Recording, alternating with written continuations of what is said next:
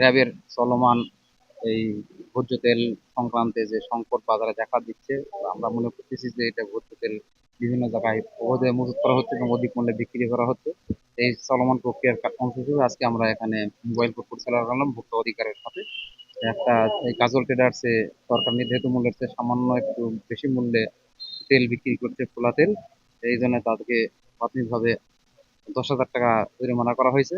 এবং এখানে হক ট্রেডার্স এর গুডাউনে একটু মেয়াদ উত্তীর্ণ, মানে অধিক দিন মেয়াদ উত্তীর্ণ নারকেল তেল মজুত পাওয়া গেছে।